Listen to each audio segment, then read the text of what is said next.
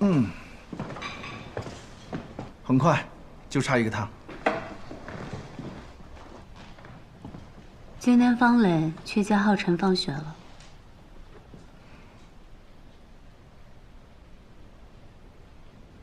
他跟我说，沈浩辰是你的儿子。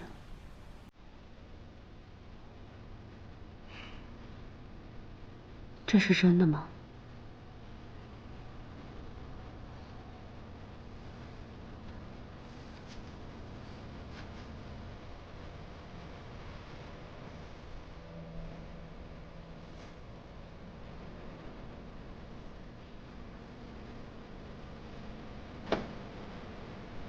是，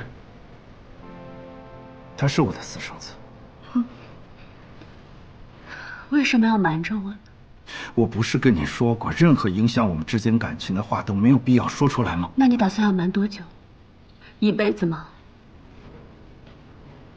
我一直以为你是爱我、了解我，所以才一直默默的支持我完成职业梦想。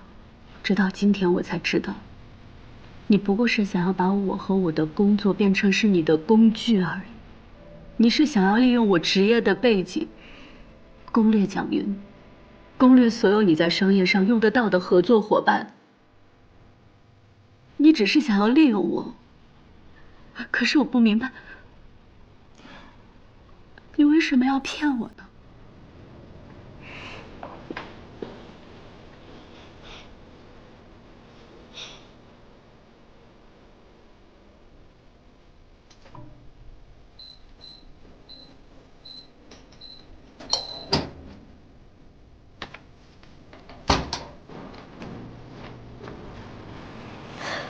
说到“骗”这个字，你根本没有资格，没有立场来质问我。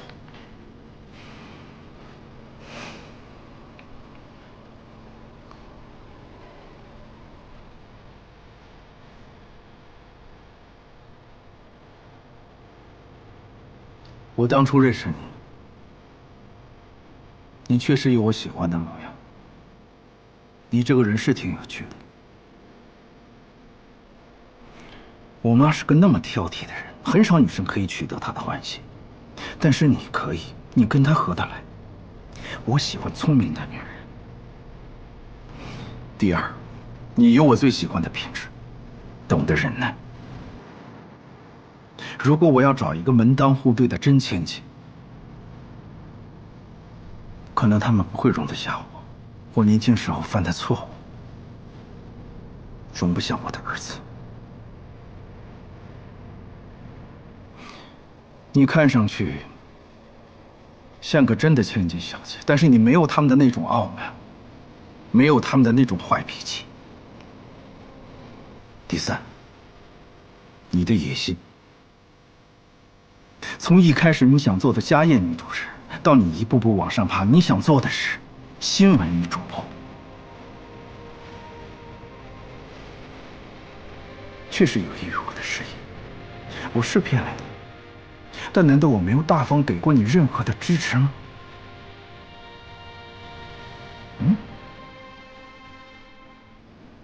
林涛，是我在他任职的银行里上的。周泽远，他勒索你，威胁你。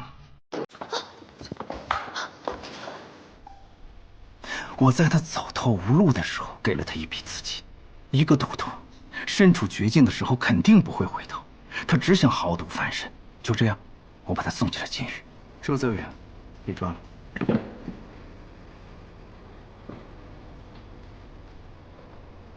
因为我骗了你，我才愿意花钱买下你所谓的谎言。你只要做到的是，做一个完美的妻子，有一个体面的工作，让我的家人感到愉悦。那我呢？我作为丈夫的，我可以尽我的责任。祝你事业有成。我们去吃过吗？此话一出，许岩丝毫不紧张，因为他早已做好准备。为了迎接这场见面，他还不惜带着两人出国实地考察，而效果也是极好。女人应付自如，直接说出了那家饭馆的名称，还指出了沈母话中的试探。那家是川菜馆，没有北京烤鸭的，招牌菜呢是麻婆豆腐。可尽管如此，沈母还是不敢随意相信，因为这些信息随便查一下就能得到。接着他询问许岩父亲的工作，质问为什么自己上次去学校的时候没有看到他这个所谓的教授，而且在网上也查不到他的信息。许岩父亲一时间不知道该怎么回答，赶忙看向许岩。一旁的许岩丝毫不慌地答复，父亲平时是不授课的，只是担任校内研究所的研究员，所以可能国内的百度上确实查不到。说着又拿出自己假造的简历，更是拿出提前准备的许多著作，而书上的签名也是许岩提前找原作者签名，让假父亲练了许多遍。而这个原作者的女儿是他的大学同学，人家也正好在这个大学的研究所工作，这个名字也是顶用了人家的身份。他之所以这么做，是因为他和沈浩明恋爱后，第一次来到沈家，就被沈母的朋友来了个下马威。我们家布丁啊，就是个傻狗，除了长得好看，啥也不是。还行啊，挺聪明的哈。布丁多好啊！来，就连沈家的下人也对他冷眼相待，因为他看起来就不像有钱人家的小姐。你跟在这里面进进出出的夫人小姐们不太一样。哪里不一样？你的头发有点干枯毛躁。沈母觉得儿子配对的应该是豪门千金，而不是这样的小门小户的女孩，便对许岩百般挑剔，甚至将她当成下人使唤。我在会所点了几个菜，一会儿做好之后你去取，一会儿啊把餐取回来之后就交给阿姨。你先回去吧，我会告诉浩明的。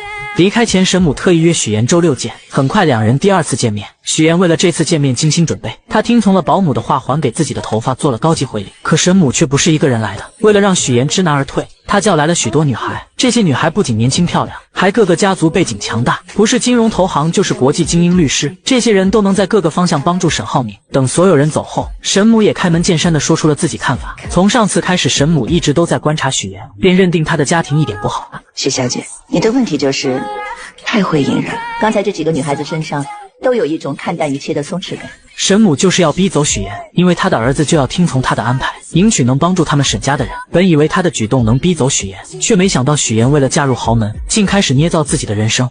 Syracuse University 是我父母在国外任职的学校，这也就有了刚开始许岩雇人假扮父母的事。而这不是他第一次说谎。许岩的出生并不被父母期待，他刚出生就患上了先天性心脏病，父亲不想要他，是外婆将他救下，但他渴望一个美好的家庭，便在作文里虚构了一个幸福美满的家庭。后来他还将自己的姓改成了和外婆的一样。18岁的我改了名字，从乔岩成为许岩，跟姥姥姓。我想做的只有一件事，让姥姥过上好日子。因餐桌上的一个小举动，女人便察觉到未来儿媳在说谎。他们是你的亲生父母吗？感觉你跟父母之间不太熟。作为母亲，连自己的女儿不吃鸡蛋都不知道吗？虽然许岩对于父母的回答天衣无缝，但沈母一直都对他的身份抱有怀疑的心态。于是在饭桌上，他一直都在观察许岩一家，试图在他们身上看出一些破绽。很快他发现许岩的母亲不停地给许岩加鸡蛋吃，可许岩却纹丝不动，很明显是不能吃鸡蛋的。有的事情真的假不了，假的也真不了。我要听实话。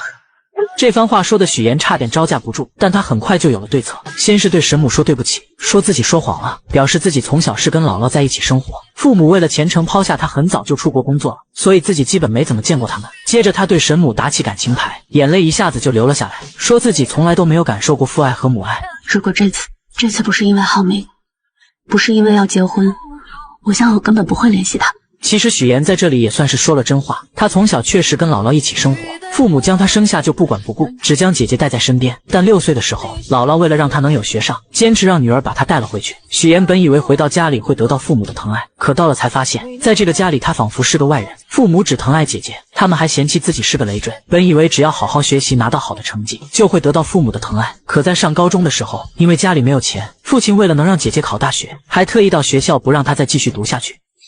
你凭什么不让我参加高考？我正在跟你的老师谈话。你凭什么不让我参加高考？凭我是你爸，凭我是一家之主。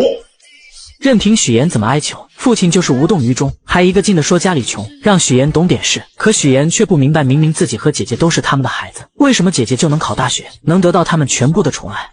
为什么你们从小到大对我这么偏心啊？为什么好的都要人给小李？我难道不是你的亲生的吗？我究竟是什么坏孩子？我究竟做错了什么吗？怎料父亲听完后，非但没有感到愧疚，反而觉得许岩不孝顺，恼羞成怒下直接打了他一巴掌。这一巴掌彻底将许岩的幻想破灭。他不再期待父母的爱，好在家里还有姥姥陪着他。他哭着跑回家，不停地拍着门呼喊着姥姥。来了来了。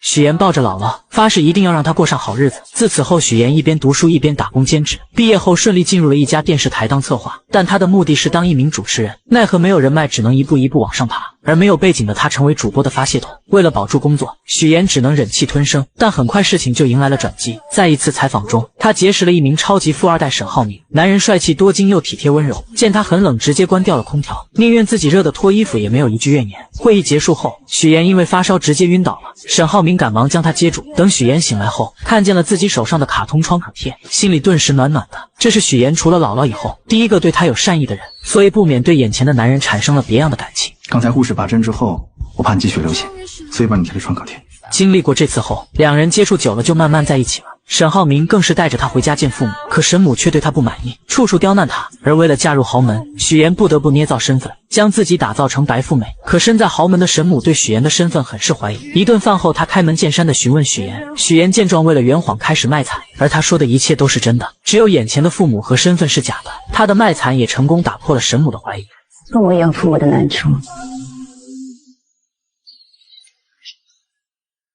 还花费了好几个月的工资，好不容易买了一条名牌围巾送给未来婆婆，怎料婆婆连看都没有看一眼，还纵容自己的好姐妹羞辱她。许小姐，你搞错了，你未来婆婆平时喜欢的基本上都是纯色款。马总啊，如果她平时都没怎么留意过，又怎么会知道呢？哎呀，那就要注意呀，要不然将来还是会出洋相的。听完这些话的沈母更是没有理会许岩，直接跑过去跟狗一起玩。此刻的许岩站在这里无比的尴尬，好像自己连这些狗都不如。自从许岩和沈浩明相恋后，第一次感受到了被坚定的选择和爱。但身在名利场，她不仅想要借助男友跨越阶层，还想跟男友有一个未来。她的原生家庭并不好，父母疼爱姐姐对她弃之不顾，她也想拥有一个幸福美满的家庭，所以她花费很多心思来讨好未来婆婆，不仅捏造名媛千金人设，还卖惨以此来获得沈母的信任。可沈母打心眼里对许岩的身份有所怀疑，便通过各种办法小心试探着她，想要查出破绽，可每次都被许岩巧妙化解，让她觉得许岩这个女孩子十分聪明，很难对付。这天她正在跟朋友们一起遛狗，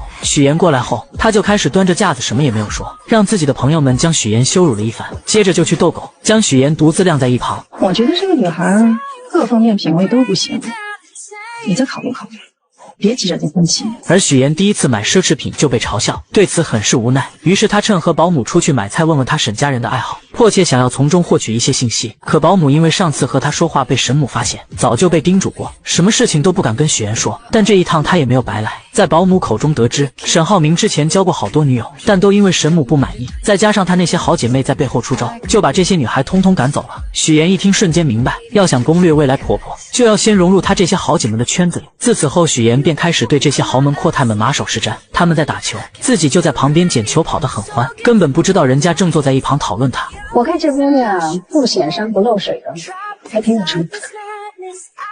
虽然许岩没有融入到他们的圈子里，但他这趟也没有白来。他发现沈母一直都是大家吹捧着的对象，直到曲总的到来，她的闺蜜们看见曲总后瞬间一拥而上。虽然沈母表面上伪装得很好，丝毫没有变化，但她还是能感受到她很不开心。于是她立马想到了办法，为了能搭讪到曲总，她做了许多攻略，发现曲总对昆曲十分喜欢，尤其是水袖。她来到昆曲培训班，看到曲总很是卖力地跟着教练练习水袖，刚好她小时候也学过一些基础，便想着借这个机会报一个班，专门学习水袖。而她上来也直奔主题，只学习水袖这一种。可不可以直接教我水袖、水袖花，哪怕是不吃不睡，多长的时间能练好？最快也得1个月。自此后，许岩很是努力，在教室练习，在家里练习，工作的时候也在练习。功夫不负有心人，他的努力终于被曲总看见。曲总看到这个小姑娘练得很刻苦，而且零基础就很好，忍不住想邀请许岩来参加自己举办的昆曲大赛，还向她请教水袖花的技巧。随着两人相处逐渐熟络，许岩也偷听到她最想要的资源，那就是莱茵国际学校的入学名额。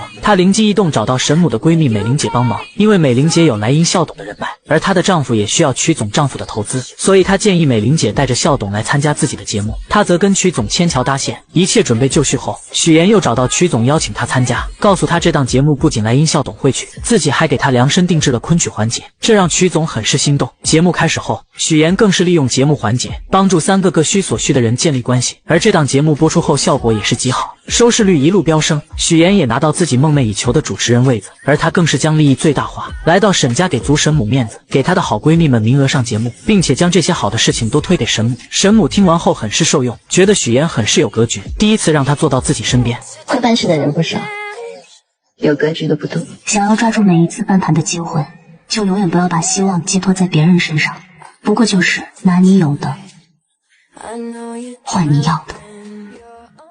许妍，我以前怎么不知道你这么有野心有手段？我能挖独家，能做全链条，有专业能力，我凭什么不争不抢？我从来不觉得有野心有手段是句坏话，就当你在夸我吧。原来许妍通过策划的家宴节目，收视率一路飙升，不仅得到了梦寐以求的主持人位子，还不用看电台一姐的脸色。可对方却很不服气，认定许妍就是靠富二代男友才有的今天，甚至以前辈的身份提前来抢许妍的化妆时间。许妍不想为难化妆师，便让她先化妆，可孙思维却不依不饶，嘲讽许妍就录了一次节目，就以为能和自己平起平坐了。许妍听完后并没有生气，而是拿出自己的成绩，表示不仅仅是这个节目，还有其他节目邀请她，而且自己的节目播的时候平均收视率是4，孙思维的却是1，谁有实力这不是很明显？孙思维听完后瞬间破防，嘲讽许妍要不是绑上了个富二代男友，怎么可能会有这样的收视率？还造谣许妍的策划案是不是都是男朋友买的？但许妍丝毫没有生气，而是微笑着对了回去，气得孙思维直接摔了化妆刷。可他明明记得许妍刚来公司的时候，家里只有一个姥姥，什么时候有一对父母在国外，还成了高知家庭。小助理觉得许妍有没有可能是富家千金隐瞒身份，勤工俭学体验生活？毕竟她要嫁的还是建筑业的太子爷，身份肯定是经过调查的。但即使这样，孙思维还是对许妍的身世抱有怀疑。另一边，沈浩明来接许妍，许妍很是高兴，还让他帮自己选一下下一次节目的菜系。而沈浩明为了庆祝他成为主持人，特意挑选了一串珍珠项链给他戴上。但许妍却表示自己最想做的就是新闻主持。沈浩明听完后鼓励他，既然想要就努力去做。可许妍深知自己跟男友的出身不同，她根本不会体会到自己一路的艰辛。新闻主播竞争是很激烈的，更别说我这种从来没有播过新闻的人，难上加难的。对于别人或许很难，但对于你，我一直对你很有信心。我总觉得你可以把不可能化为可能。两人现在看似幸福，但许妍内心却无比纠结。如果男友知道自己的身份后，还会不会像现在这样对自己？隔天，许妍来到沈家，无意间在电视上看到自己的亲生父亲，瞬间就起了生理反应。但为了不让沈家人看出异样，她只能强忍着内心的不适。这时，沈父询问她知不知山西的大云县，许妍直截了当的承认，并且说自己姥姥就是那里的人。现在大云县发展的非常不错了，是的，变化挺大的。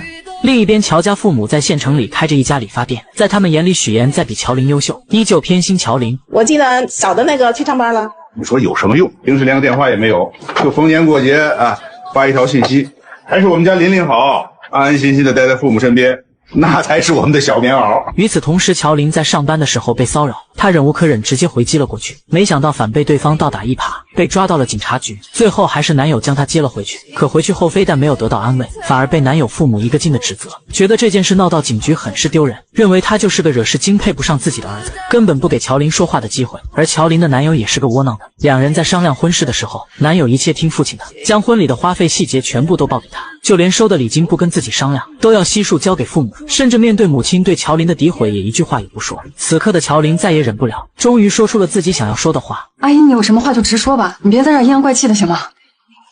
我阴阳怪气的？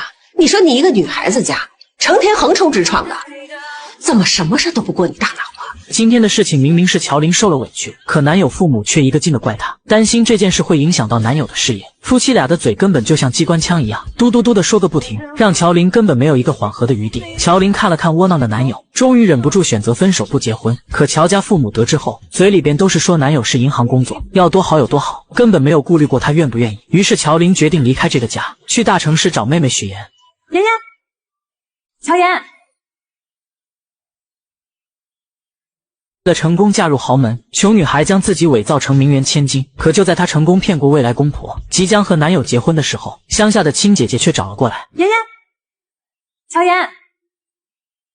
乔林很高兴能再次见到妹妹，可许妍压根不想见到她，她现在只想先把乔林支走，因为男友马上就要过来接自己了。但乔林拉着她就往外走，可越不希望什么就越来什么。两人刚走出去，就迎面撞上了沈浩明。妹妹好。这位是我是我表姐。他来找我，乔林没想到妹妹竟然告诉男友自己是她的表姐，但她并没有当面拆穿。随后许岩将沈浩明支走后，带着乔林来到酒店。乔林再也忍不住质问许岩，为什么不跟男友说自己是她的亲姐姐？我和姥姥落在一个户口本上，我姓许，不姓乔，所以从一开始你就应该知道，我的亲人只有姥姥。乔林听到妹妹说的那些话，心里不伤心是假的，但他是既得利者，根本不知道许岩这么多年来所受的苦难。在他眼里，许岩就是乔家的一份子，是他的亲妹妹。可自从乔家父母将所有宠爱都给了他后，许岩就不再对那个家抱有希望了。而乔林也没有想到妹妹会对自己这么抵触，要是知道，他说什么也不会过来找他。现在没有外人在，许岩也懒得装，直接说明自己并不欢迎这个姐姐的到来。如果他只是待几天就走的话，自己能做到现在这样已经仁至义尽了。希望乔林能够识趣自行离开，因为他没有义务照顾这个不是亲的姐姐。说完就走了，但临走前再次强调了自己现在姓许。我姓许，许岩。乔林听到妹妹说这些话很是震惊，心里边就以为她是绑上了有钱的男朋友，想要赶紧撇清自己这个贫穷的亲戚。下了电梯后，许岩给姐姐转了1万用作这几天的开销，乔林二话不说心安理得的收下了。在回去的路上，许岩想起小时候的事情，他的出生就不被期待，父母生完姐姐后想要再生个男孩，可自己偏偏是个女孩，还患有先天性心脏病，父亲嫌他是个累赘不想要，是姥姥一把屎一把尿将他带到了6岁。后来因为到了上小学的年纪，爸妈迫不得已才把他给接了回去。就在他以为能得到爸妈的宠爱时，看到的却是他们对姐姐的爱。家里煤气罐没有关闭，姐姐和自己都晕倒了，但是爸爸却选择救姐姐。之后也发现了自己在这个家里是多余的，为了能生活下去，他变得乖巧懂事，学习成绩也是学校最优秀的。但是爸爸却因为家里困难不让自己参加高考，甚至把家里的那份钱供给姐姐复读考大学。许岩真的忍不住了，觉得爸爸根本就不爱自己。我究竟做错了什么吗？我不明白，我不明白为什么你们要一次一次的证明你们有多么不爱我？为什么？我为什么要成为你们的女儿？小时候的许岩根本就不明白自己到底做错了什么，为什么所有人都不爱自己，自己只有姥姥。爸爸的那一巴掌打在他的脸上，许岩觉得自己真的是被亲人抛弃的人。他跑着回家找姥姥。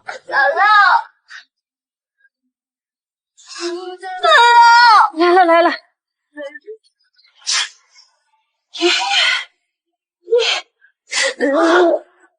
其实姥姥也知道自己这个孙女受了很多的苦，就这样奶孙2个人相依为命过了很多年，直到渐渐长大，许岩还是不想回到那个令人痛苦的家里面。突然一通电话将许岩的回忆拉回了现实，原来是沈浩明邀请他来看自己培养的花。许岩听着沈浩明说，面前的这朵花因为一生只开一朵，所以说需要前期不断的经历挫折和打磨才能够绽放出更美的花，这让他觉得沈浩明就像自己要拼命绽放的花一样，自己无论付出怎样的代价，只要能跟他永远的在一起，一切都是值得的。可现实真跟他想的一样吗？这个绝对是他生命的绝唱。乔岩，你不是叫许岩吗？他们是谁呀？你说，你到底还有多少秘密，说多少谎话？我们对你真心真意，你却把我们一家人骗得团团转，怎么心机这么重？你这是诈骗！许岩的假身份被揭穿，大家纷纷离他而去。你怎么了？魂不守舍的。好在这些只是许岩的幻想，原来许岩和2家父母刚试完礼服回来，就看到亲生父母找了过来。此刻的他想要逃离这里，脑子里幻想到了自己被揭穿身份的下场，这才发生了开头的那一幕。但就在乔家2老要发现许岩的时候，沈浩明突然说公司有事，将父母支走了。等沈家一行人走后，许岩将父母拦了下来。刚才那个招手的是金达集团的沈总吧？2位是？我们是他爸妈，我们是婚庆公司的。恭喜恭喜啊！刚才那几位就是你们未来的亲家和女婿。2口子听完后不敢置信，女儿竟然要嫁给金达集团的太子爷。许岩对2人已经不抱希望，他直截了当说自己马上就要结婚了，但不打算邀请他们参加。乔母气急之下怒骂姐妹俩，一个要悔婚，一个要结婚，都不跟他们商量，是当他们做父母的不存在吗？乔爸更是指责许岩，现在要嫁给有钱人了，就瞧不起亲生父母了吗？可许岩根本不想理会他们，只是说他和姥姥在一个户口本上，只有姥姥才是自己的亲人。乔爸从来没有考虑过，到底因为什么女儿会变成现在这样，只是一味的站在道德的最高点上指责许岩，最后更是表示自己就当没有他这个女儿。许岩对此早已麻木，姐姐悔婚跑出来，他们就能包容，专门来一趟接她回去，看她住在群租房，就心疼的让她回去，担心她没学历、没背景、没人脉，在大城市里活不下去，甚至支持她回去考公务员。可他们从来没有想过独自在大城市打拼的许岩，来了后也只是一味的指责，没有关心她一个人是怎么过来的。你问你有男朋友了，你知道？别给我提，没有结婚了都不打算请我们。结婚？得知妹妹即将结婚，乔林又找了过来，无意间碰见了假扮许妍父母的两人，这才得知妹妹竟然伪造自己的身份。见姐姐既然已经知道，许妍也不再隐瞒，她表示自己很爱沈浩明，如果不伪造富家女的身份，沈家父母就会逼他们分手，她不得已才会这么做，也希望姐姐不要来搞破坏。我不知道该怎么劝你，但我也不想你在错的道路上越走越远。我不会再来找你。可许妍好不容易将姐姐稳住，怎料母亲又打来电话，一定要参加她的婚礼。许妍没有说话，直接挂断了电话，然后把备注改成了她的名字。为了不让爸妈来婚礼捣乱，许妍特意回到乡下找到姥姥，希望她能帮自己说服爸妈。而姥姥并没有询问什么，她了解许妍肯定是有什么难言之隐。姥姥心里有数了，我打电话把他们叫回来。姥姥是最清楚许妍这一路走来是多么的辛苦，也是最希望许妍能够幸福的人。但许妍的下一句话也让她愣住了：荆州太远了，我怕你折腾。听完这话的姥姥虽然愣了几秒，可她依旧支持许妍的做法，还不停地安慰她不要担心自己。直到许妍打开冰箱，看到姥姥给她做的桂花酱，终于忍不住哭了出来。在返程的途中，许妍再次回想起以前家里没有人记得她的生日，只有姥姥记得，每年都会把她叫回来过。是姥姥供她读完高中，考上大学。上大学的时候，是姥姥拿出一辈子的积蓄给她，所以许妍什么都不在乎，她只想赚很多很多的钱，让姥姥过上好日子。所以上大学后，她一个人打好几份工，给别人当家教，穿上厚厚的玩偶服宣传，在饭店干服务员，一直忙到深夜都舍不得打车，把赚到的钱除了留够生活费，全部都给姥姥打了回去。哎呦，妍妍，你怎么又给姥姥给钱了呢？姥姥一个人花不了这么多钱的，倒是你在外面读书，那肯定花钱的地方很多呀。吃饭你不许给我省啊，多喝牛奶，多吃鸡蛋，还有那个叫什么维生素、营养补充啊，对吧？我知道了。这么多年，要不是姥姥，她也不会坚持到现在。我告诉自己，只有通过勤奋和努力，才能帮自己翻越一座又一座的高山。只有让自己强大，才是一劳永逸的事。只有达到所有的目标，才能弥补我所有的过失。人伪造身份，终于如愿嫁入豪门。为了不被人揭穿，自家那边的亲戚一个都没请。就在他以为一切顺利的时候，还是被熟人给认出来了。我怎么看着像佳佳的同学许妍？我是有点像啊。许妍看到熟人后，整个人都惊呆了，因为假扮他父母的人冒充的就是同学父母的名字。当初自己就是借用同学的关系骗到了人家的签名。为了不被看穿，她连忙找理由要将两人支走，可没想到丈夫一家人已经过来了。这两位是？没办法的她只能硬着头皮解释，眼前的两位是大学同学父母，原本就想着打个招呼就行，怎料假父亲却多嘴将人家邀请了进去。此刻许妍杀了他的心都有了，但她只能赶紧进去应付。吃饭敬酒的时候，许妍紧盯着另外一桌，看到他们过去敬酒的时候，立马就赶了过去。您在国外是从事建筑研究？哦，建筑行业。那您跟我的亲家是同行啊？他还专门写了一本书，那个书叫 Sustainable Building Design。我爸爸主攻的是可持续建筑课题。我研究的方向是建筑五大力学。咱们虽然是同行，但相差甚远。为了不露馅，许妍不停地圆场，同时悄悄拍了拍假母亲的后背。女人立马心领神会，假装不小心碰到酒杯，将里面的酒泼到了对方的衣服上，最后以换衣服巧妙缓解了这一局。许妍走后，沈浩明带着一个女人来敬酒，对众人说是自己的妹妹。女人明显愣了一下，这个女人的出现让许妍也产生了一点危机，因为早在婚礼前，许妍就发现她回国后直接入职了金达集团，而且和沈浩明关系匪浅。到了新婚夜，女人再次给沈浩明发消息，约他到无边泳池见面。沈浩明本不想理会她，可女人却以死相邀。沈浩明无奈之下看了看许妍，然后出去了。来到泳池边见女人没有事，便准备离开。你真的不怕我像我姐那样淹死吗？不要轻易说淹死这个词。今天是我的婚礼，你这样闹有意思吗？两人在这里谈话，殊不知一切都被许妍看在眼里。沈浩明，我爱你。我已经结婚了，请你自重。你是说那个女人吧？你别以为她是什么纯情小白兔，她一见面就跟我装亲热装姐妹，不就是想知道我们什么关系吗？许妍就这样默默看着女人对沈浩明表白，脸色很是平静。隔天，沈浩明和许妍准备去度蜜月，白莲花又出来恶心许妍，说以前沈浩明带着她去过好多地方，吃过好多餐厅。许妍丝毫不示弱，直接反击回去。你浩明哥还带你去过哪些地方？麻烦你都整理好发给我。喝了酒就别进泳池，容易被淹死。女人这才反应过来，昨晚她所做的事都在许妍的掌控中。其实两人之前就有过一次交锋，之前许妍为了尽快融入到豪门生活，特意给自己报了一门烹饪课，却没想到会在这里遇到爱慕沈浩明的方磊。许妍大大方方地向对方介绍自己，我是沈浩明的未婚妻。方磊一听脸色立马就变了，但他也不甘示弱，他声称自己是沈浩明的学妹，两人曾在伦敦一起上学，而且他们两家还是世交，想用这些话让许妍知难而退。怎料许妍丝毫不退缩， 16岁就认识，所以是亲妹妹嘛。不仅如此，许岩还主动跟他请教厨艺，结束后以感谢为名请他吃了顿饭。但方磊不会放过每一个可以刺激许岩的机会。在饭桌上，方磊表示他一回国，浩明哥就将自己安排进了他的项目里，还对他照顾有加。那你把工作做好，就不会麻烦他了，对不对？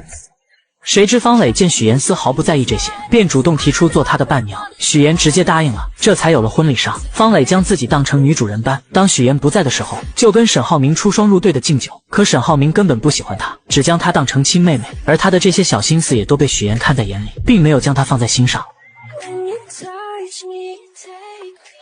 许小姐，请问卫生间怎么走啊？万万没想到，许岩结完婚后要对付的不是婆婆，而是以前那些认识他的人。既然都是同类，那更要互帮互助了。许岩跟沈浩明结婚蜜月后，便带着他去乡下见了姥姥。姥姥看见后很是高兴，还亲自下厨做了好多菜。而沈浩明看见姥姥很欢迎自己的样子，心里很是温馨，但他更想要多了解许岩以前的生活。许岩在门外听见两人的对话，担心露馅，便拿着婚纱照来到厨房，以挂相片为由，将沈浩明给叫走了。晚上许岩跟着姥姥一起睡觉，姥姥忍不住还是将乔父的肿瘤的事说了出来。虽然说这个人当爸爸十分的不称职，但还是希望许岩能去看一下。我知道你对他是什么看法，但你这次结婚不是也没请他去吗？他现在得了病，姥姥觉得你还是应该去看看他的。许岩听完后并没有给姥姥准备的答复，不停地找事情打岔。隔天一大早，姥姥特意邀请沈浩明一起去早市买菜，沈浩明二话没有说就同意了。一路上，姥姥不停地夸沈浩明，帮许岩说好话，而他说这些就是为了铺垫后面的那几句。如果他犯了什么错，你就多包容，行吗？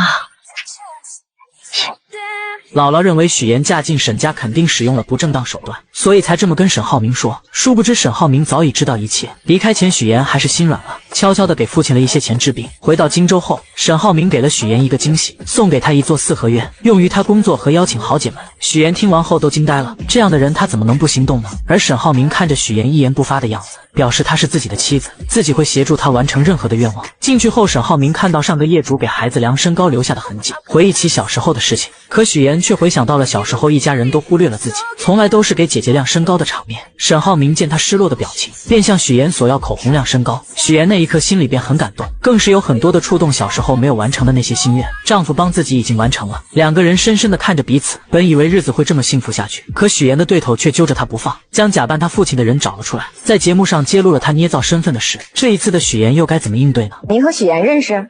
认识，我们很熟啊。请问你们是什么关系？照片上的这个人是不是你本人？你是不是许岩的假冒父亲？请你正面回答。还每天下班准时来专柜蹭妆。就在他化完妆要走的时候，导购实在忍不住拦住了他。你要不把你刚刚试的这些挑一个买了吧？为啥呀？我用的都是试用装啊。必修啦，姐姐。这外面不管是刮大风还是下大雨呢，您都会在下午5点钟准时来到这里蹭妆，还不知道的以为你在这上班打卡呢。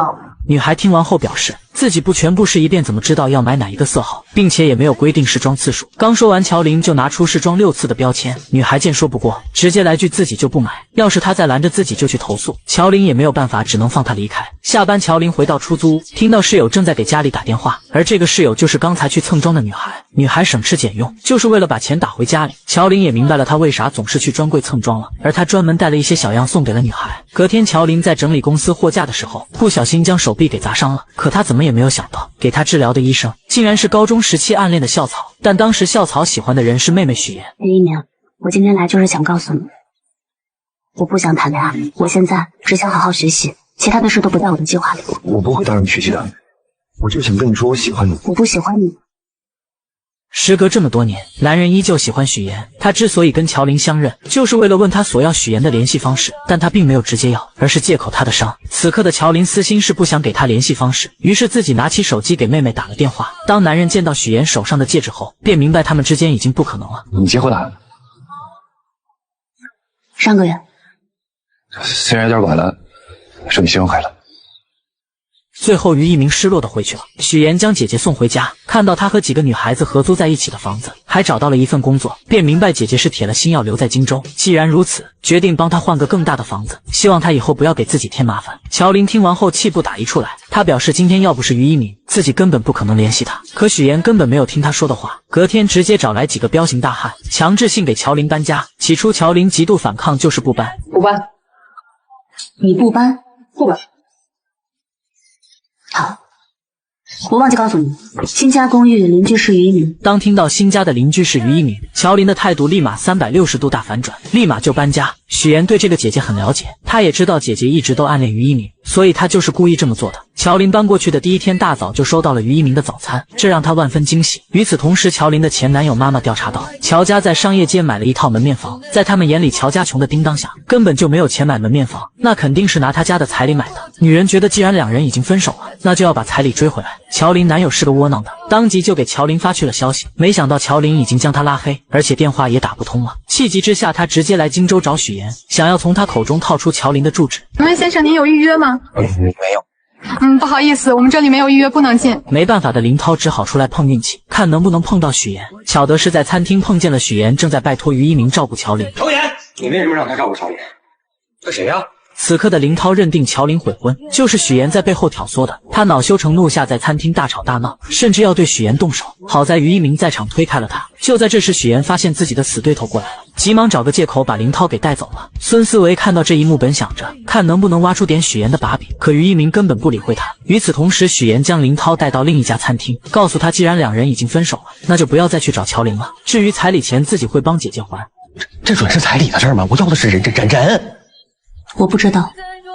行，不说是吧？那我就天天来，我上你们单位去要人，上你婆家去要人。你不是嫁得挺好吗？我让他们了解一下，你到底在外边干了些什么见不得人的事儿。你嘴里没句实话，你不是嫁得挺好吗？我让他们了解一下，你到底在外边干了些什么见不得人的事儿。随便你。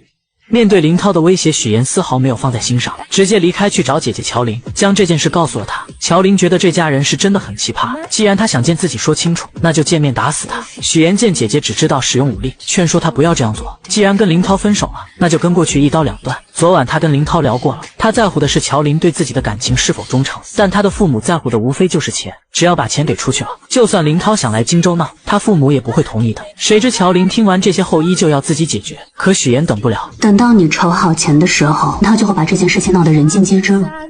到那个时候，我的单位、沈家，所有人都会知道。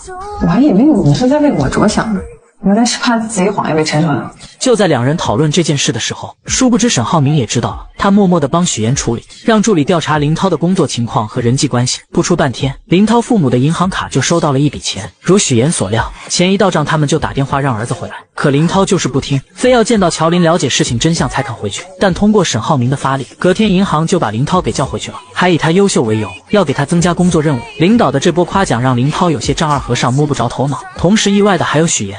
以林涛的性格，我原以为他会不依不饶，没想到这个人突然就消失了。不久后，许岩无意间发现沈浩明为了向父亲证明自己的实力，正在急于促成一项合作，可合作方十分瞧不起他这个太子爷，迟迟不肯跟他合作。许岩看到沈浩明闷闷不乐的样子，心里很不是滋味。晚上他就把沈浩明带到泳池边，给他的秘密基地添了一盏灯，不停地开解他，希望他可以将自己的坏情绪和心烦的事情都说出来。经过许岩的开解，沈浩明这才露出了笑容。于是为了能够帮到丈夫，隔天许岩就约婆婆的闺蜜美玲姐打听合作方黄总的情况。从美玲姐口中得知，这个黄总很疼老婆，可几年前老婆得了重病离世，之后就一直都没有再娶，还将对妻子的亏欠弥补到了岳母身上。这些年一直都尽心尽力地照顾着岳母，可岳母的性子很倔，非要住到养老院。听完这些讯息后，许岩决定先从黄总的岳母这里下手。隔天他来到养老院，捐助了好多东西，在院中的引荐下见到了黄总岳母，这才发现老太太已经患上了老年痴呆，整个人都神志不清。但许岩并没有放弃，他看到老太太搓了不少泥鳅，嘴里不停地说要留给女儿吃，这不禁让他想起小时候姥姥炸了很多素丸子让自己带去学校吃。许岩瞬间明白，他是用这种方式怀念女儿。回去后，许岩便给姥姥打视频学做素丸子，隔天带着丸子来到养老院，还给老太太讲了姥姥的故事。在许岩的陪伴下，老太太一天比一天开心，最后还将许岩当成了自己的女儿，两人在一起玩得不亦乐乎。许岩也将老太太当成了姥姥，觉得对姥姥很是亏欠，而这一切都被黄总看在眼里。没过多久，他就约见了沈浩明，夸奖他真是娶了一个贤内助。黄总，这是什么意思啊？不太明白。不是你让你爱人去照顾我岳母的吗？这段时间，你爱人许岩经常去照顾我岳母，我岳母的病情也得到了缓解，状态也比之前好了许多。难道你不知道？他没有跟我说过。那也许是巧合吧。最终在许岩的帮助下促成了这单合作，可许岩的死对头又开始搞事情了。哎，等会儿，怎么了，姐？没事。这人怎么这么眼熟呢？就是个骗子，连给我提鞋都不配。就算我是骗子，我也努力让你变成像我讨饭吃的狗。爷爷，没事吧？你演什么呢？原来许岩的死对头孙思维无意间在听到最近有一篇报道，一个女子接连骗了3个男人结婚，以这种方式骗取天价彩礼，被警方抓获后，新闻还特地报道了一下。孙思维看了看报道，突然觉得照片里有一个男的很是眼熟，仔细一想，觉得跟许岩的爸妈很像。于是他觉得许岩刚开始来的时候，只是说家里边只有一个姥姥，什么时候又有了个在国外的父亲，肯定是在说谎，说不定他的背景身份都是假的，也是像报道中的女人一样捏造身份嫁入豪门，也觉得这是扳倒许岩的一个绝佳的好办法。而为了验证自己的想法，他找到领导，以参考婚礼为由，从他手里骗到了婚礼照片，随后回到工位上，再三比对了照片，确定两人就是同一个人，心中窃喜不已。为保证万无一失，他带着小助理找到假扮许岩父亲的高亮杰，威胁他配合自己，想着在台里推举财经主播的时候给许岩致命一击。一切准备就绪后，他来到许岩面前，说了许多奇奇怪怪的话。你放心，我的这个样片绝对真实，而且足够震撼。他的话许岩并没有在意，而是时刻准备自己竞争财经主持人。他的表现极为出色，评委们很是满意。隔天，孙思维特意邀请许岩做自己节目的嘉宾。许岩不知道他的葫芦里到底卖的什么药，并没有答应。可就在这时，主任出来助攻孙思维，无奈之下，许岩只好答应。节目开始后，孙思维先是向大家讲述了最近骗取高价彩礼的那个新闻，接着又请来了高亮杰。许岩看见他的那一刻很是惊讶，孙思维看见后觉得自己稳赢。他打开许岩婚礼的照片做对比，还不停地质问两人之间的关系。请问你们是什么关系？照片上的这个人是不是你本人？你是不是许岩的假冒父亲？请你正面回答。许岩见状站起来，把事情的焦点转移到两人的竞争之上。所有人都明白孙思维的能力不行，是他羡慕嫉妒自己，所以才请人来陷害他。可孙思维看着许岩慌张表情，料定自己挖到的就是王牌。照片上的这个人是不是你？你到底有没有假扮许岩的父亲？看着孙思维在那里犀利的说话，在座的同事们也有一点震惊，此刻都在下面小声的议论。一时之间，许岩的身份就这样被大家怀疑，他也顿时被推到了风口浪尖上。而孙思维看到许岩有点慌张的样子，觉得自己这个王牌简直是太炸裂了。看到对方反应不过来的那种表情，更是到达了制高点的高兴。可他万万没想到事情会迎来反转，高亮杰临时变卦，不是，那人不是我。高先生，您这儿有块胎记对吧？啊，对，我这儿有胎记，你看这儿。大家拿出照片仔细对比，发现婚礼上的男人脖子上根本没有胎记。原来许岩在孙思维威胁自己后，便猜到他可能查到了一些东西，于是他约见了高亮杰，商量做了这场局。而且早在之前，许岩就让男人遮盖胎记，也算是他的一张保命符。此刻的孙思维彻底懵了，他认定两人就是串通好了。串通好了是吧？这是给我做局的！我劝你冷静一点。这场闹剧就这样结束了。因为节目失误，孙思维就这样被主任停职，还失去了竞选财经主持人的机会。事后许岩找到孙思维，让他不要再想着对付自己。孙思维很是气愤，责骂许岩就是个无所不用其极的骗子，连给自己提鞋都不配。而许岩并没有反驳回去，他余光中瞥见沈浩明来了，于是他故意靠近孙思维，激怒了这个蠢货。如许岩所料，女人被激怒后狠狠扇了他一巴掌。沈浩明看见后，立马冲过来关心许岩，而许岩则换上一副被欺负楚楚可怜的模样。你演什么呢？你是孙思维？我是。通知法务部，放下所有手头工作。我爱人遭遇职场霸凌，让他们马上出方案，追究他的责任。他叫孙思维。孙思维终究为自己的蠢付出了代价，而许岩则顺利成为了财经新闻的主持人。欢迎收看财经新闻，我是主持人许岩。有女孩捏造千金身份嫁入豪门后，用自己的实力不仅帮丈夫拉到了合作，还让婆婆对她百依百顺，甚至家里的保姆都对她的印象改变。我觉得你现在跟以前不太一样了。哪里不一样？你现在啊，更像这个家的女主人。唯有家里的小弟弟对她意见颇大。原来自从许妍嫁给沈浩明后，大家都开始各自忙碌，从来没有人在乎弟弟浩辰的感受。为了引起大家的注意，浩辰不是在学校打架，就是各种闯祸。老师3天2头的给沈母打电话，沈母虽然是豪门太太，但也害怕老师的电话。同时他和沈父应酬很多，根本没有时间去处理这些事情。他见许妍很有耐心，便让他帮忙带浩辰。而他刚把许妍拉进家长群，就看到班主任在群里发浩辰跟同学发生冲突，还把人家给打伤了。许妍看了看正在逗狗的婆婆，只能硬着头皮去学校处理。处理完后，他本想着跟浩辰谈一谈，想知道他闯祸的原因，可浩辰并没有理会他，直接离开了。回到家后，许妍将学校的事情告诉了众人。婆婆嫌麻烦，决定将浩辰送去国外读书。这番话正好被回来的浩辰听见，他以为是许妍告状，才让妈妈起了送自己去国外的念头，因此把自己受到的所有冷落都怪在了许妍身上。你来了，先是让我哥喜欢上你，然后又讨好我爸妈，让他们都喜欢上你，结果没想到我不吃你这一套，然后你就想把我赶走，对不对？对。我告诉你，我是绝对不会出国的。这番话让许妍明白，小孩之前所做的那些事情，只不过想让家人的关注罢了，知道原因就会得到解决的办法。许妍表示，只要他保证不再发生今天这样的事情，自己有办法不让他出国。这又是什么招？隔天，浩辰去学习马术，往常都是哥哥来陪自己的，今天却是许妍来的，这让他内心无比失望。而为了吸引哥哥和爸妈的注意，他松了马镫，故意摔到地上，造成骨折。这方法确实好用，爸爸妈妈和哥哥都陪在他身边，可也就见效一回。沈母请来护工后，就因为工作和沈父匆匆离开。沈浩明嘱咐了许妍后也离开了。看到自己又是一个人，男孩将气都撒到了护工身上。不要走，不要你不要就不要走，人呢？太不像话了，不是大人。许妍看见后，默默地将地上的东西捡了起来，并表示这4个星期都是他陪着，要是再不听话就收拾他。浩辰一听，立马来了鬼点子，他开始使唤许妍，一会要吃水果，一会要喝水，挑3拣4的，就是故意为难许妍。但许妍并没有惯着他。哥在的时候你就当乖小孩，你哥走了你就欺负我是吧？我是伤员，我是小孩，你欺负我，你看我哥怎么收拾你。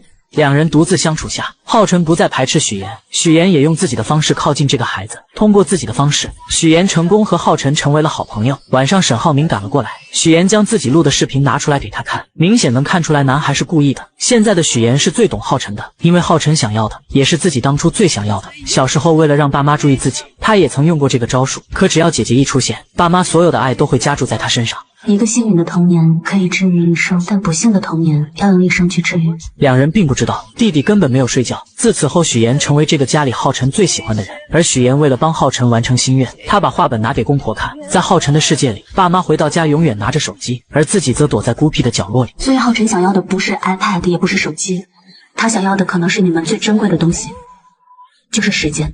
知道这件事后，沈父沈母也意识到他们的错误，于是他们都抽出时间陪伴浩辰，而就只是陪着看看电视。浩辰都是无比开心。沈浩明将这一切都看在眼里，为此特意送了许妍一辆红色的跑车。那么沈浩明到底有什么秘密瞒着许妍？他知道许妍的身世，又为什么要和许妍结婚？而许妍每帮他一次，都会拿出一样东西当做奖励。但不管沈浩明到底爱不爱许妍，这个家已经离不开许妍了。不管是沈浩明还是弟弟，就连婆婆也是一样。可回来了。怎么了妈？下个月初就是晨晨的生日，你看咱们怎么给他办好？他喜欢你，你想个主题，他肯定喜欢。我想想，事情交给你，妈最放心。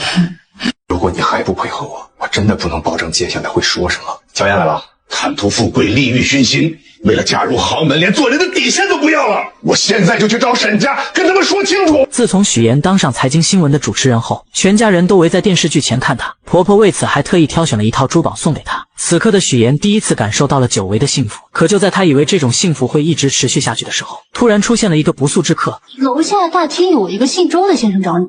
男人跟许妍曾有一面之缘，几年前两人在同一家咖啡店争取想要的岗位。许妍在简历上关于家庭成员的那一栏没有填写，猎头不停地诱惑她，将父母的身份写成在国外做生意，因为这样就算查也查不出来什么。毕竟在当今的社会上，家庭背景在职场上也是一个加分项。就在许妍犹豫的时候，后面的男人，也就是周泽远制止了她。我劝你不要听他忽悠，简历造假等同于在自己的职业生涯当中埋下了一颗不定时的炸弹，说不定哪天砰的一声就炸了。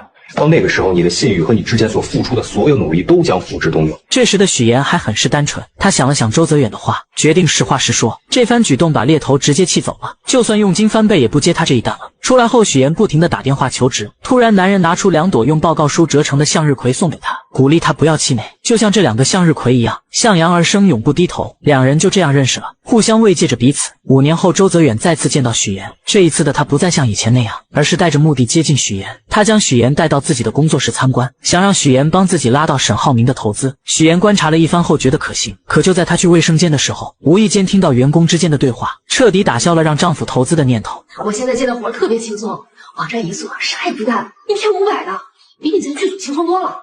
哎，要不你也过来吧？这不点人就是一家皮包公司。为了验证这番说法，许妍来到大厅试探，让员工展示一下公司的项目。怎料男人听完后脸色大变，慌乱地找着各种理由不打开电脑。身后的客户也装模作样，实际上电话线根本没有接通。再翻了翻桌子上的文件，全部都是空白的。许妍瞬间明白周泽远搞皮包公司骗钱，于是再次见到他，果断拒绝了他的要求。怎料周泽远早已做好了万全的准备，他以许妍的真实身份作为要挟。有一个道理你一定明白，那就是有些事情无论你再怎么努力，它都改变不了。就像我们这种赤身裸体的人，必须要给自己加上一件高贵的衣服。既然都是同类，那更要互帮互助了。面对周泽远的要挟，许妍真是累极了。回到家后，听见婆婆叫她，只能强颜欢笑的应对。明天婆婆的闺蜜马阿姨要带一个人来家里做客，不知道该做什么。许妍立马给出了意见，可她怎么也没有想到马阿姨带的人竟是周泽远。在喝茶的时候，周泽远不停忽悠两人，许妍只能眼睁睁看着他胡说八道。她不敢帮周泽远，更不敢揭穿他的真面目。实在听不下去的她借口接水离开了。可没想到周泽远竟追了过来，他彻底撕破脸皮，逼迫许妍让沈浩明投资。让你老公投资的事儿，我是跟你聊呢，还是跟你婆婆聊？你的商业计划书和你的财务报表，无论是我婆婆还是我先生看，都会发现漏洞。不要再想注资的事情了。周泽远见许妍不上当，继续忽悠他，表示只要沈浩明一小笔的投资就行。但聪明的许妍很快就识破了他的阴谋。周泽远要的不仅仅是钱，他最想要的是沈家的名声，借沈家的势力骗更多的钱。你现在所做的一切都是敲诈勒索，是犯罪。乔妍，我突然发现你这么维护沈浩明，这么在意他，你原来是个纯爱战士啊！我今天听到的最滑稽的故事，说一个贫寒女骗子嫁入豪门，她不是为了钱，她居然玩起了纯爱。你说这是不是比天方夜谭更？许妍直接泼了他一身水。本以为周泽远会收敛，怎料他直接找到沈浩明这里，当着许妍的面在雷区不停的试探。此刻的许妍害怕他说出真相，更怕沈浩明被自己连累。许妍没跟您说吗？是他约我过来的。我事情太多了，忘记跟你说了。没事。你为什么要骗我？说到骗这个字，你根本没钱，没有力气。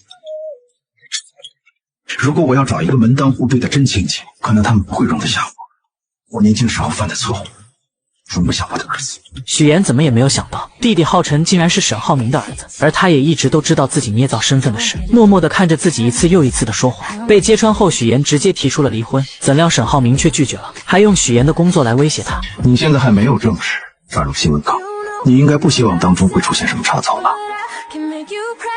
不久前，在许妍的照顾下，浩辰越来越跟他亲近，甚至两人都成为了朋友。而许妍不只是遇到了周泽远这个危机，她还要防着姐姐乔琳乱说话。原来几天前，沈浩明突然说要请表姐吃饭，许妍本想着以姐姐工作忙为由拒绝，可沈浩明却坚持要请，无奈之下，她只能带着乔琳来吃饭。但进去之前，她万分叮嘱乔琳一定要少说话，因为她知道这个姐姐最擅长的就是口无遮拦，担心她说的越多就越难圆过去。果不其然，乔琳说了许多许妍过去的事，包括她在学校是校花的事。本想着帮妹妹说说话，可说的越多，破绽也就越多。脾气真好，我觉得他初恋，你知道吗？真的，那不是那会儿啊，你就别说谈恋爱了，只要是个男的，他都不带看一眼的。也就是我们那儿没女校，不然他早转去那儿上学去了。读书的时候你们是在一起的吗？我记得妍妍跟我说过，你老家在山西晋城。乔琳慌乱地看了看许妍，赶忙解释自己高中的时候复读了2年，复习班正好转到了许妍上的高中，这才把这些话都圆了过去。此时的沈浩明玩味地看了看许妍，然后让乔琳多说一说许妍以前的事情。乔琳很是嘴快地说了句没问题，但当她看到妹妹那能杀死人的眼神，立马就闭上了嘴，然后跟沈浩明说自己很忙，不能经常出来吃饭，而他为了弥补刚才的过失，跟沈浩明说了许多许妍的好话。妍妍她不太对别人动心的，但是她一旦动了心，这是一辈子的事，你得珍惜，你知道吗？这些话沈浩明并没有放在心上，因为狼来了的故事只要发生一次，他就会充满戒心。在他眼里，许妍嫁给他是为了地位和财富，什么所谓的真情，身为豪门少爷的他根本不信，可许妍却正好相反，他是因为爱沈浩明才选择说谎捏造身份。两人的立场不同，导致许妍得知真相后伤心提出离婚。吃完饭后，乔林不停地看着许妍。来之前，乔林咨询过律师，以许妍现在这种情况，即使以后身份暴露了，沈浩明只要是真心爱他的话，也是不用负任何法律责任的。许妍听完后心里便有些高兴，没想到乔林也会考虑自己。两人就这样漫无目的地走在大街上，突然许妍看到旁边坐在一起听歌的两个女孩，想起小时候放学她经常会盯着 MP3 看，但因为懂事从来都没有主动跟父母提过。乔林发现后，直接将自己的送给了她，姐妹俩就这样一起听着歌回家了。现在长大了，虽然说姐姐有些没心没肺的，但还是想着自己。许妍就是这样一个纠结的人，她不想被原生家庭困住，但只要他们对她好一点，她都会释怀以前的痛苦。爸妈从小就宠爱姐姐不理她，可听到爸爸得病了，还是会留下一笔钱让她治病。密码设置的还是乔林的生日，是因为爸妈从来没有给她过生日，肯定不知道她的生日日期。姐姐来到荆州，表面上很烦她让她回去，但看到她住在拥挤的出租屋，立马就给她换了大房子，还准备了生活用品，甚至将房子租到了她喜欢的人隔壁。网上有些言论说许妍是恶女，这个观点我并不认同。我们许妍可是个心地善良的好宝宝。很快乔林的工作也上了一个台阶，公司想要选择人去总部加入销售团队。乔林因为化妆技术和销量第一，所以在这个候选名单之内。本来说乔林对自己也是十分有自信的，但是听到领导说自己学历太低这件事，觉得确实是自己的短板，便想要抓紧有限的时间来提高学历。乔林知道学习是自己一直十分头疼的事情，于是他找到于一鸣帮忙，于一鸣很是爽快地答应了，这也大大加快了两人的感情发展。其实你们姐妹两个脾气挺像的，都很倔，明明心里互相关心对方，就是不能好好坐下来聊一聊。真希望你俩有一天能敞开心扉，不需要我一个说话筒。我们把你养了这么多年，你不能把你现在的错误栽在父母的头上。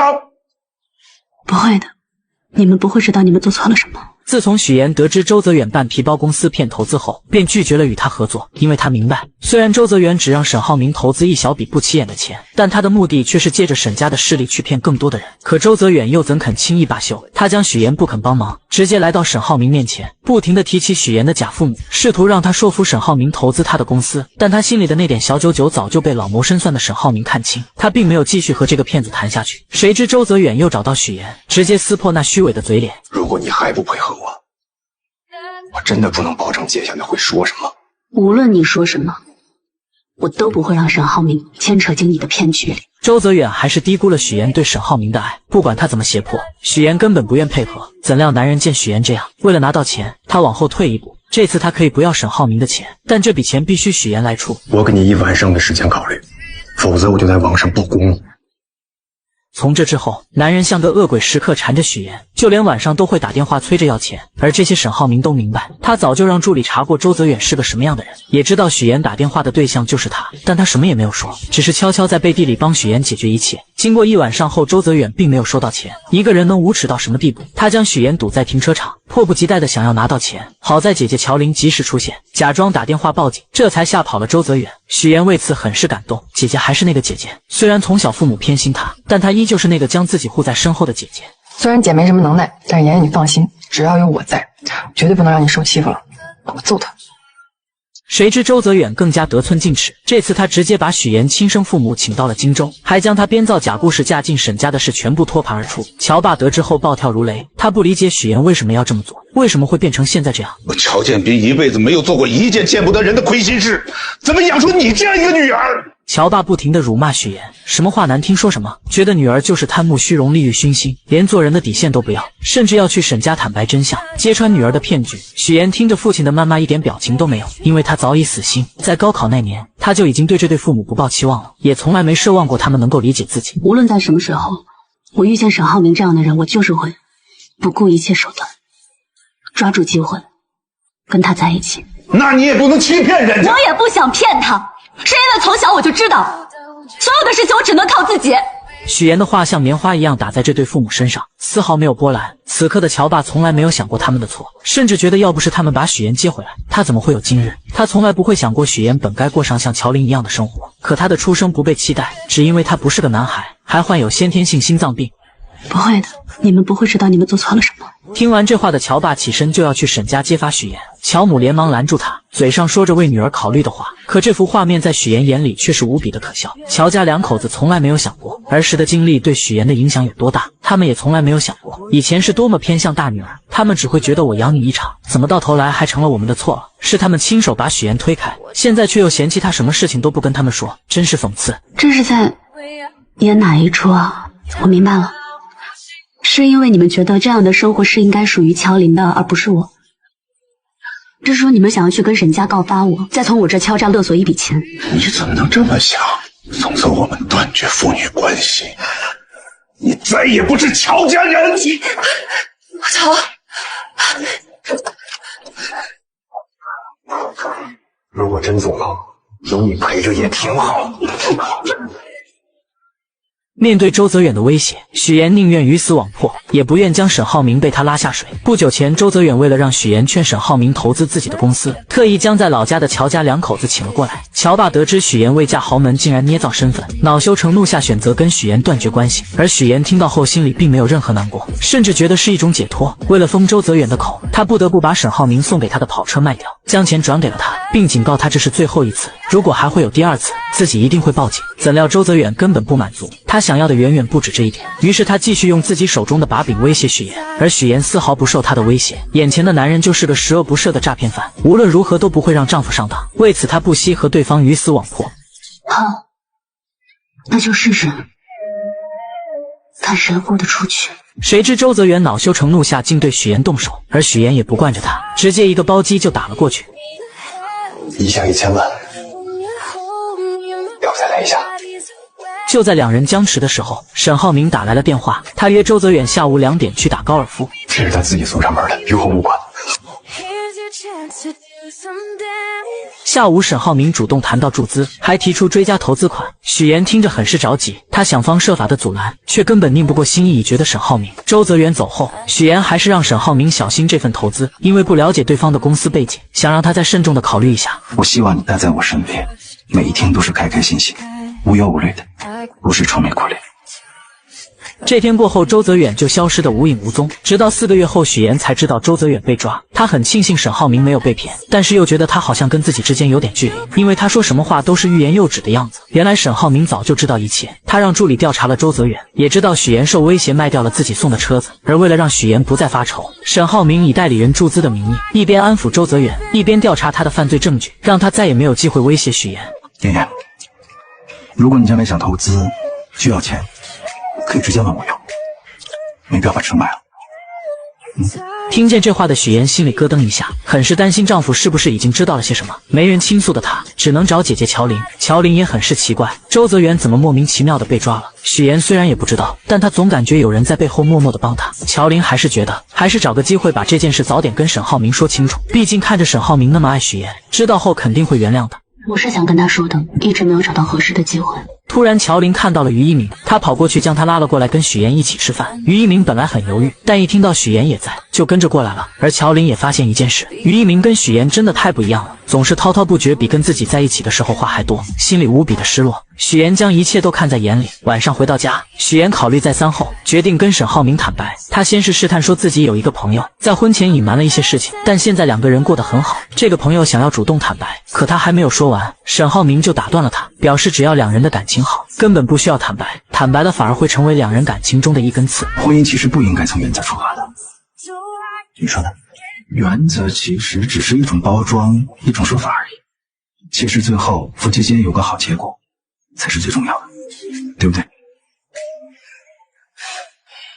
许妍的第3个追求者终于出现了，男人名叫蒋亮，是商界有名的花花公子。许妍以不同寻常的装扮出现在酒会上，瞬间吸引到了他的目光。原来沈浩明虽然通过许妍跟黄总达成了合作，但现在沈父并不支持他，没有资金支持的沈浩明只能通过拉投资来做自己项目的后盾，这样才能顺利进入董事会。于是他盯上了远航基金，希望能够得到蒋家姐弟的支持。而这次即将举办的金达酒会，2人正好过来参加，所以他希望许妍能够做足功课，了解蒋云和蒋亮的全部资料。料，好能跟两人搭上线拉投资。许岩二话不说答应了下来。很快到了酒会那天，沈浩明先来到了酒会。他在黄总的调查下得知，蒋云和蒋亮两人是出了名的难合作。姐姐蒋云沉稳冷静，做事杀伐果断，脾气也是出了名的臭，被商圈的人称为投资界的黑玫瑰。弟弟蒋亮看似是个花花公子，实际心思缜密，对数字十分敏感，是远航基金的活账本，还有过目不忘的本领。黄总能做的也只有这些，接下来也只能靠沈浩明自己的能力了。同时他想借助远航基金的事被方磊得知，方磊为了证明自己比许岩强也来到酒会，本想着找蒋云聊一聊，可蒋云丝毫看不上他，并没有过多理会。无奈之下他只能去找蒋亮，以为这个花花公子很好攻略。他看见蒋亮因为喝酒难受，便主动调了一杯特制的解酒秘方，番茄汁，